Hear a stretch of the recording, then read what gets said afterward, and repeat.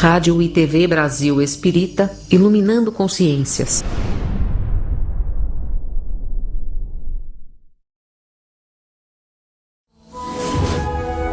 A rádio e a TV Brasil Espírita apresentam Caminhos de Autoiluminação. Apresentação: Liliana Faber.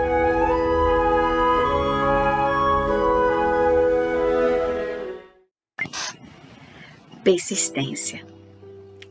Um jovem, após um longo período como jovem aprendiz numa oficina de uma grande empresa, resolve retornar para a sua cidade de origem e lá montar sua própria oficina. E assim o fez com a sua experiência adquirida, passou a consertar grandes e importantes peças, quando de repente pensou, mas ao invés de ter uma oficina para conserto de peças, por que não produzir as minhas próprias peças? E a partir de estudos, pesquisas, passou a desenvolver suas próprias peças. E aí buscou uma grande empresa daquela cidade e apresentou as suas peças. Mas a empresa avaliou, analisou e entendeu que, devido ao alto rigor e à excelência na qualidade, aquelas peças até então não correspondiam ao padrão exigido pela empresa. Mas aquele jovem não se deixou abater. Retornou para a sua oficina e, durante 2 anos de estudos, pesquisas, debruçando-se sobre aqueles projetos, aprimorou aquelas peças e retornou para aquela fábrica, para aquela empresa, para apresentar novamente as suas peças. E eis que naquela ocasião deu certo. A empresa falou, tudo bem, nós vamos fazer um contrato com você e você vai fornecer para nós essas suas peças. E aí surgiu um grande desafio. Como ele poderia produzir em grande quantidade, num alto padrão de qualidade, fornecendo para aquela grande e importante empresa as suas peças? Então ele se viu na condição de ter que erguer do zero a sua própria fábrica de peças. Mas naquela ocasião o governo preparava-se para uma guerra e havia um decreto de que era proibido a venda de concreto. Do que é feito, então? As fábricas justamente de concreto. E ele se viu no impasse. Como então construir a minha própria fábrica? E aí, reunindo-se os seus colaboradores, os seus empregados, resolveu desenvolver seu próprio concreto. E assim ergueu a sua fábrica de peças. E assim o fez, passando a fornecer então para aquela empresa. Mas, uma vez estabelecida e instalada a guerra naquela região, a sua fábrica foi bombardeada não uma, mas 2 vezes. E agora surgia um impasse, outro impasse. Com a fábrica parcialmente destruída, ele se viu na impossibilidade de continuar oferecendo as peças para aquela empresa. Mas aí ele teve uma outra ideia. Com o pouco que lhe restou de equipamento, de material e o pouco que havia restado da sua fábrica após o bombardeio, ele pensou, estamos em guerra e devemos servir a guerra. E nesse sentido, ele passou a produzir hélices para o governo da aeronáutica daquele país. E assim fez.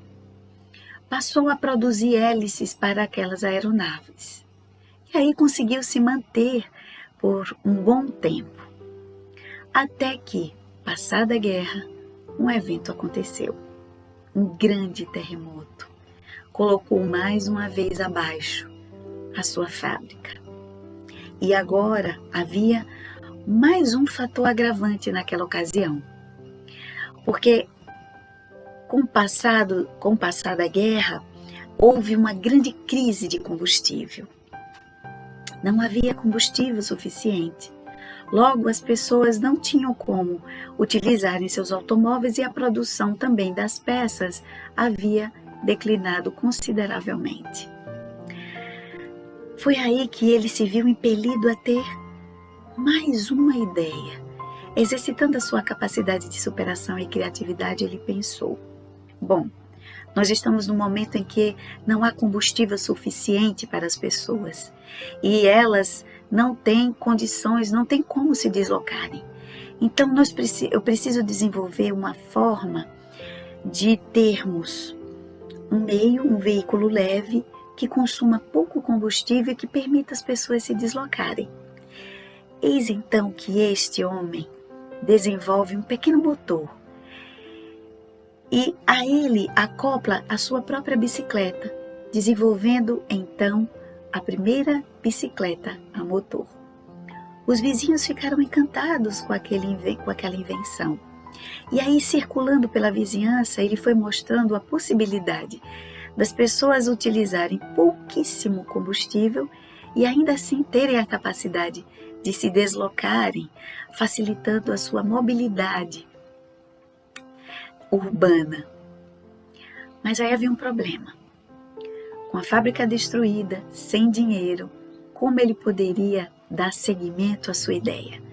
Foi então que, em cima da sua própria bicicleta motorizada, ele foi visitando diversos comerciantes, diversos estabelecimentos locais, e fala-se que pelo menos 15.000 estabelecimentos ele chegara a visitar, vendendo a sua ideia, dizendo: olha, essa é uma invenção possível, viável de ser executada, mas eu preciso de incentivo financeiro para colocá-la adiante.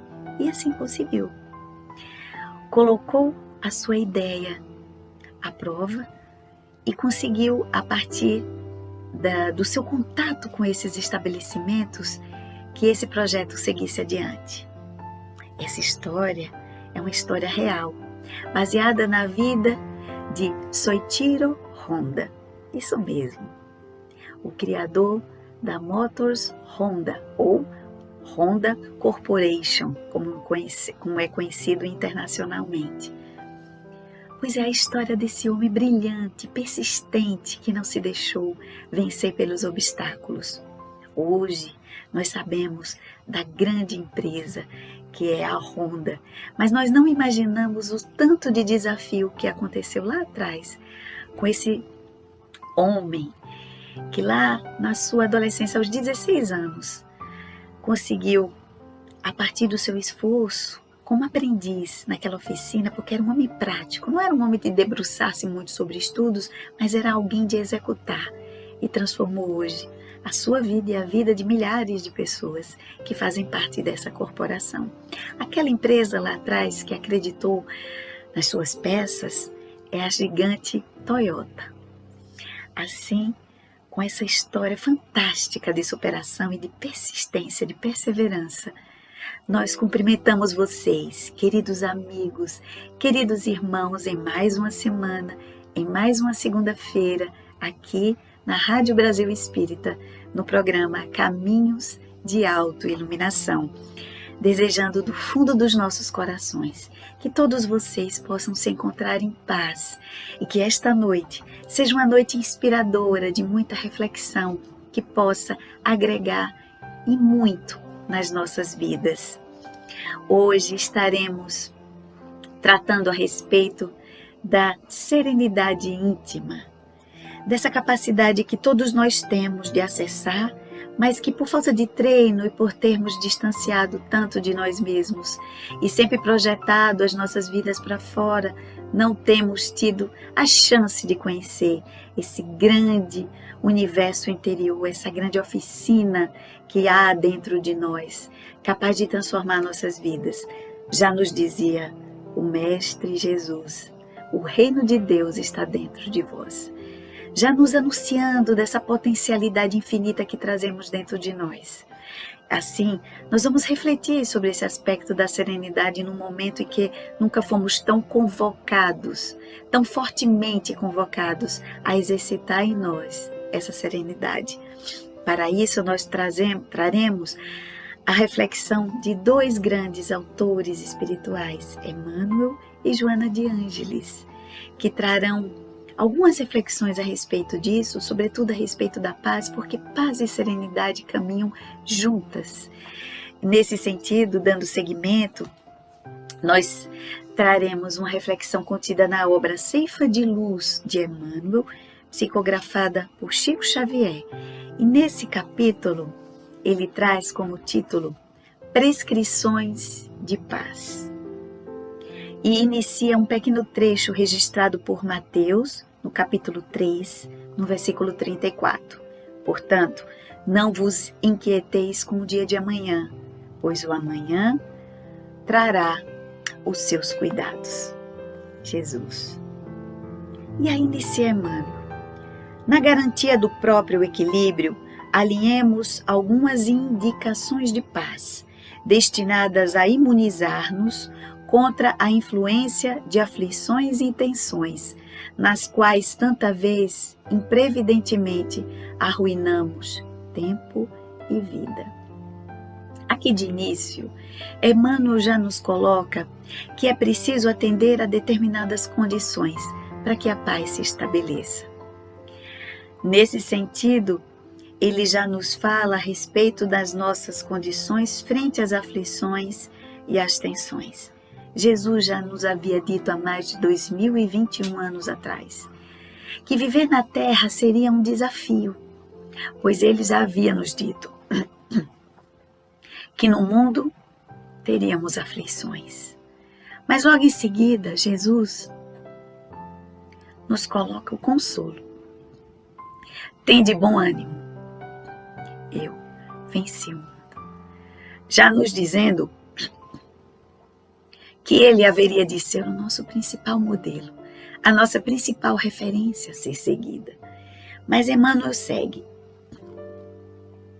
Dentre as prescrições de paz, corrigir em nós as deficiências suscetíveis de conserto e aceitar-nos nas falhas, cuja supressão não depende ainda de nós, fazendo de nossa presença o melhor que pudermos no erguimento da felicidade e do progresso de todos. Aqui é interessante o convite que Emmanuel nos faz, porque ele nos convoca a corrigir os defeitos que identificamos em nós e que são possíveis de serem trabalhados, corrigidos. Mas ele entende que há elementos em nós que ainda não são fáceis de serem acessados e de serem trabalhados.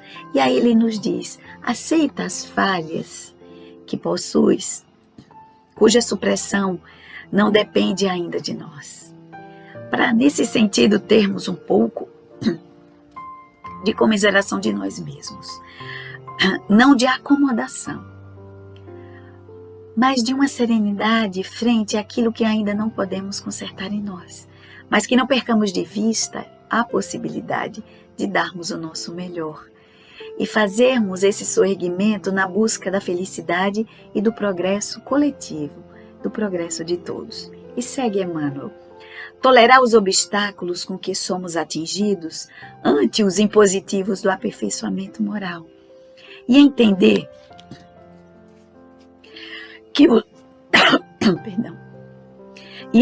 que os outros carregam igualmente os deles.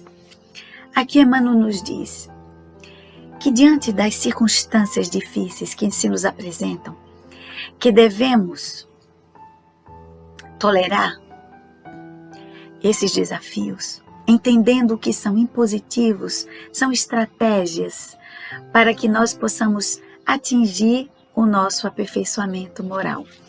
Volta e meia, os autores espirituais nos falam a respeito disso, de que todos os desafios que nos batem à porta são oportunidades para o nosso soerguimento. E alguns poderiam dizer, mas como ainda envolvido em tanta dificuldade, quando ainda se somam mais desafios, como eu posso me soerguer quando às vezes me faltam as forças? Nesse sentido, Emmanuel nos convida a tolerar, mas também a desenvolvermos a certeza de que esses elementos que nos ocorrem, eles têm um sentido. Quando nós temos esse entendimento, a travessia se torna menos difícil, porque nós encontramos um sentido para todas essas dificuldades. E ele segue: observar ofensas como retrato dos ofensores, sem traçar-nos a obrigação de recolher semelhantes clichês de sombra. Aqui Emmanuel fala, diante das ofensas, das atitudes desequilibradas dos nossos semelhantes, devemos ter um entendimento de dividir, separar aquilo que é do outro daquilo que é meu. Entender que às vezes aquilo é um retrato circunstancial de um momento de desequilíbrio que o outro abraça, mas que eu não sou obrigado a colocar no meu colo essas ofensas, nem acolher, atender essas demandas como verdadeiras ou como próprias para me atingirem. E ele ainda continua: abolir inquietações ao redor de calamidades anunciadas para o futuro, que provavelmente nunca virão a sobrevir. Então, não me ater com circunstâncias trágicas ou calamidades que se são passíveis de serem anunciadas por terceiros, mas que ainda não ocorreu. Que possamos viver o agora, cada momento com o seu desafio presente. Concentrarmos as nossas energias naquilo que está ocorrendo ao redor dos nossos passos.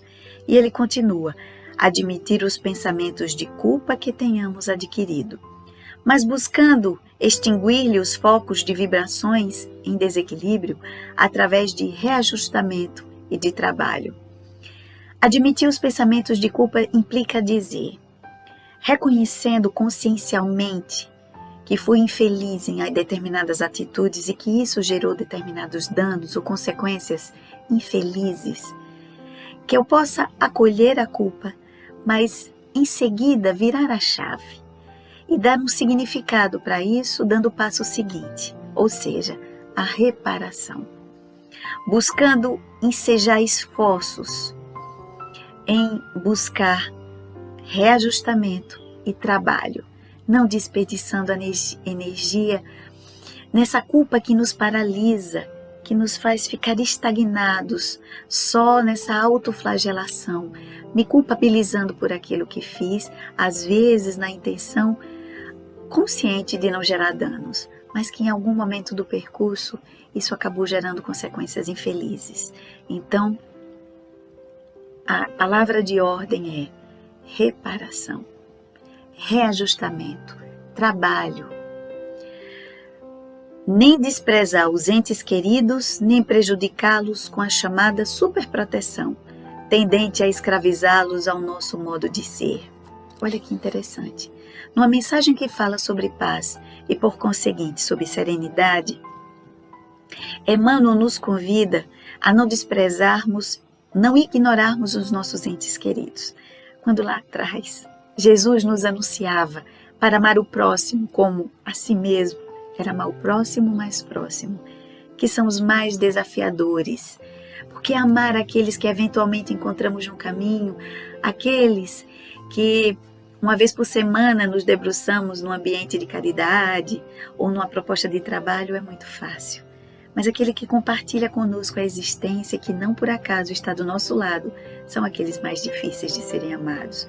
Mas é justamente o convite do Cristo para que possamos abraçá-los e amá-los. Mas também ele chama para um outro ponto a respeito desses entes queridos, que é para não gerar-lhes superproteção, porque a pretexto do amor, nós às vezes adotamos posturas paralisantes em relação ao outro, no sentido de ceifá-los das possibilidades de desenvolver dentro de si as suas próprias potencialidades, porque amealhamos para nós as responsabilidades que inclusive poderiam ser deles, para que também tivessem a chance de se desenvolver. Então, nem o desprezo, nem a proteção excessiva. Todos os extremos são perigosos.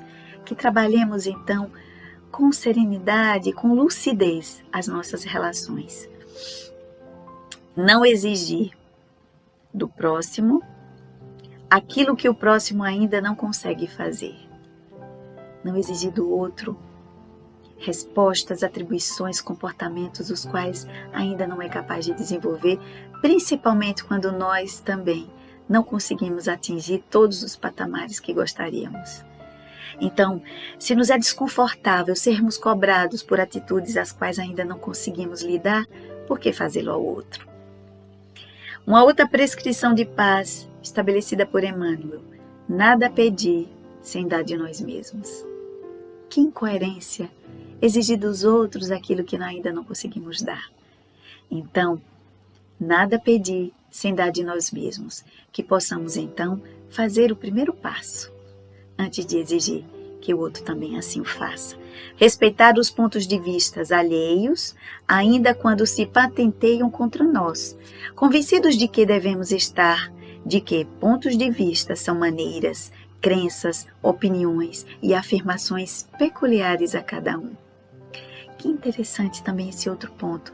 Emmanuel nos convida a entender e respeitar o ponto de vista que o outro tem. Entendendo que, de acordo com a posição que nós estamos na vida ou no nosso processo de evolução, haveremos de ter determinado entendimento sobre determinado fenômeno. É como alguém que está posicionado no alto de uma montanha e que descreve aquilo que vê com maior abrangência. Como alguém que já granjeou maturidade, experiência, entendimento, sabedoria, que lhe concede a possibilidade de avaliar determinados processos com muito maior abrangência. Diferente de alguém que esteja numa posição inferior e que ainda tenha do seu lado determinado obstáculo que impede de ter uma visão ampla do seu entorno. Mas mesmo assim, devemos respeitar a visão e a opinião que cada um traz, porque tem a ver com a sua própria bagagem interna, com a sua conquista nesse processo de trajetória peculiar, particular e único. Então, Emmanuel nos convida, para se ter paz, respeite a posição em que o outro se encontra e a opinião que ele abraça. Não ignorar as crises do mundo, entretanto reconhecer que, se reequilibrarmos o nosso próprio mundo por dentro, esculpindo-lhe a tranquilidade e a segurança em alicerces de compreensão e atividade, discernimento e serviço, perceberemos de pronto que as crises externas são fenômenos necessários ao burilamento da vida, para que a vida não se tresmalhe da rota que as leis do universo lhe assinalam no rumo da perfeição. Que interessante! Nesse contexto, Emmanuel vai nos dizer: há elementos do mundo que não deveriam nos perturbar, sobretudo ao determinadas crises que o mundo perpassa. Mas, como estamos inseridos nesse mundo em crise, é diferente quando o nosso próprio mundo interno está equilibrado. Ainda que o meu entorno esteja caótico, se o meu mundo interno está pautado no equilíbrio, nos alicerces da compreensão e da atividade, nos diz então Emmanuel, se está alicerçado no entendimento, por exemplo, de que determinados processos, como o próprio Livro dos Espíritos aponta, a lei de destruição, que é uma lei da natureza. Às vezes é preciso que hajam cataclismas, terremotos, maremotos, que as placas tectônicas contidas no fundo do solo, elas se desloquem, às vezes geram caos, para que em seguida a harmonização e o equilíbrio se instalem. Mas devemos entender que no mundo caótico gerado, não pelas leis do universo, mas pelas leis do homem, que possamos manter o nosso equilíbrio íntimo e contribuir com a nossa parcela para que no nosso entorno também haja equilíbrio, entendimento e serenidade. Entendendo que a serenidade não é um estado estanque, ela é uma conquista, um trabalho que é feito paulatinamente e que prescinde de nós uma atitude, a de voltar-se para dentro. É um passo para dentro e um para fora. Nesse movimento contínuo, vamos entendendo as nossas formas de relacionamento com o mundo e vamos entendendo principalmente aquilo que nos rouba a serenidade e a paz. Quando começo a observar que determinado contexto, determinada forma de relacionamento com a vida, com o mundo, tira o meu eixo de equilíbrio e de paz, eu começo então a perceber os elementos que podem me fornecer estrutura suficiente para poder trabalhar esses elementos que me roubam a paz e a serenidade. Ainda nesse contexto, nós trouxemos uma reflexão do livro Otimismo, de Joana de Ângeles, cujo título que ela traz fala exatamente sobre condições de paz. Interessante a semelhança com as mensagens de Emmanuel, que nos fala sobre prescrições de paz. Joana também vai nos falar para as condições de paz. E ela inicia o capítulo com a seguinte frase: a paz é de fundamental importância para o homem e suas comunidades, em todos os períodos da vida. E lá adiante ela vai nos dizer que a serenidade no mundo não pode não passar de anomalia física ou mental sem compromisso algum com a paz. Quietude pode ser paralisia enfermiça ou sono pernicioso. O silêncio dos canhões às vezes oculta movimentos de tropas ou estratégias avançadas para agressão. A satisfação dos sentidos não abastece a fome espiritual do sentimento. Aqui ela coloca alguns elementos antagônicos em relação à paz. A suposta ou aparente tranquilidade nem sempre significa quietude e paz. O sorriso na glória e no poder, em muitas ocasiões, disfarça a inquietação e a insegurança que estão ocultas. Os caprichos atendidos não harmonizam as paixões que se exacerbam. O bem-estar da sagacidade não interrompe a sofreguidão da cobiça insaciável. Muito triunfo enganoso passa como essencial para a paz, que de forma alguma se agasalha no coração de quem logra ventura a preço de dominação arbitrária.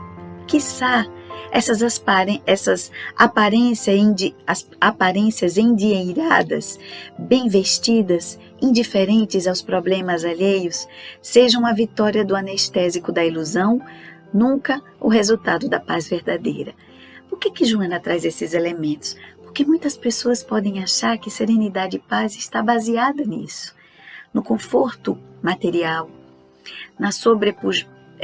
no fato de você sobrepujar alguém, ou seja, no exercício pleno do poder, ou na euforia superficial, na felicidade aparente e fútil que alguns podem abraçar. E quem está de fora pode acreditar que isso é o que faz a gente atingir a paz verdadeira e a serenidade tão desejada.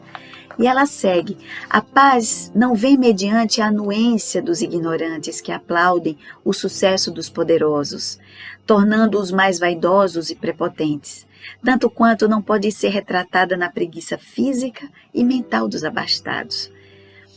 Resulta da ação correta, mesmo quando não elogiada ou aceita, que se estrutura na consciência tranquila do dever cumprido. Embora não concorde com a situação dominante, proporcionando um coração harmonizado nos seus sentimentos éticos. É trabalhada ao largo do tempo numa conquista íntima que se faz passo a passo, estruturando a realização nobre lentamente, através da superação dos desejos mesquinhos com disciplina interior. Nasce de dentro para fora e tranquiliza, infundindo a confiança com que forja heróis do bem e missionários da fé. Ases do trabalho e estetas da beleza, imolando-os, se necessário, para que eles sobrevivam os ideais de engrandecimento, com que exornam as próprias existências e promovem a humanidade. Indispensável cultivá-la com carinho e esforço, vitalizando-a a contributo de renúncias constantes, para que não se perturbe com a agitação nem os desequilíbrios em geral. Às vezes, para se manter a serenidade é preciso abrir mão de muita coisa. que a princípio pode ser até assim: estou quebrando meu orgulho. Quando na verdade, lá adiante, nós vamos perceber que na verdade é a conquista da serenidade. Prefiro estar em paz do que ter razão. Já vi certa feita essa frase numa rede social. Às vezes, abrir mão de impor os nossos pontos de vista e aceitar que o outro está envolvido demais com as suas próprias crenças, com as suas próprias interpretações da vida. Para que perder a paz e a serenidade tentando convencê-lo ao meu ponto de vista? O ponto de vista é apenas a vista de um ponto. Jamais teremos essa abrangência se ficarmos presos ao nosso próprio entendimento. Serenidade é deixar-se levar uma vida mais leve. E ela segue, dando, já no finalzinho do capítulo: a paz vos deixo, a minha paz vos dou. Não vou lá dou como o mundo dá, asseverou Jesus, conforme as anotações de João no capítulo 14, versículo 27 do Evangelho. Essa paz, que é ventura íntima, sem estado de êxtase contínuo, possui a dinâmica de vencer os obstáculos e promover o bem, numa batalha consciente de luz contra a treva e do amor contra o mal. Uma dinâmica contínua de vencer os obstáculos. Lembremos lá atrás da história inicial, daquele homem brilhante, Soichiro Honda. Cada obstáculo, um desafio, um aprendizado, uma possibilidade de criar, de usar a sua potencialidade criativa, a sua capacidade resiliente de gerar novas possibilidades. Assim somos nós. Sempre haveremos de enfrentar desafios, já havia nos dito Jesus, mas que pudéssemos manter o bom ânimo. Ânimo vem de alma. Desanimado é alguém sem alma, sem vitalidade e sem energia. Que cada um possa descobrir a sua forma de acessar o bom ânimo e a sua própria serenidade. A que encontre elementos de serenidade ou consigam acessar estados de quietude interna em contato com a natureza. Seja num ambiente de floresta rupestre, ou numa montanha, ou perto do mar. Há quem encontre, quem acesse a serenidade em si, lendo um bom livro, ouvindo uma boa música, lendo um poema. Há quem encontre serenidade indo ao encontro da dor do outro, visitando aflitos, visitando enfermos, levando lenitivo através do pão material ou do pão espiritual, que cada um possa encontrar o seu refrigério, fazendo esse movimento de dentro para fora. Esse bailar de entrar em contato consigo, descobrindo as suas necessidades, mas também as suas potencialidades. E entendendo que não há mal que sempre dure, assim como não há felicidade que um dia não acabe. Quando entendemos esses movimentos contínuos da vida, entendemos que ela não é estanque e que haveremos de ter momentos de inquietude, mas também possibilidades de acessarmos experiências de paz. Assim, com essas simples reflexões, nós desejamos que de algum modo possamos ter tocado o coração de todos vocês. Também desejando, estimando que esta seja uma semana de muito aprendizado e de muita paz, na certeza de que cada desafio que nos bate à porta é um convite para o nosso soerguimento. Não esqueçamos disso. Também, na fala de Joana, lembrando que mesmo não convocado, Jesus jamais se distancia de nós. Que esse amigo incondicional de nossas vidas possa se fazer presente em todas as circunstâncias de nossa vida. E que, se for da vontade de Deus, que semana que vem possamos estar aqui juntos em mais um programa Caminhos de Autoiluminação. Agradecendo essa companhia amiga, generosa de sempre, essas vibrações que nos chegam ao coração toda semana, e que possamos devolvê-los também em forma dessas manifestações genuínas e verdadeiras de carinho e de paz. Antes, fazendo o nosso convite semanal para conhecer ainda mais o site da Rádio Brasil Espírita, também os canais do YouTube, a página do Facebook, onde lá vocês vão encontrar os diferentes programas executados, pensados carinhosamente por diversos amigos queridos de diferentes regiões do Brasil, onde lá vocês vão encontrar mensagens do Evangelho, o Evangelho comentado, poesia, descobrir mais sobre Esperanto, programas de entrevista com convidados adoráveis, que debruçaram também suas vidas no entendimento a respeito da vida, seus desígnios, as formas de entendimento da vida, dos seus, entre aspas, diferentes mistérios. E que possamos, então, conhecer. Vamos lá, carinhosamente feito, um tanto carinho para todos vocês.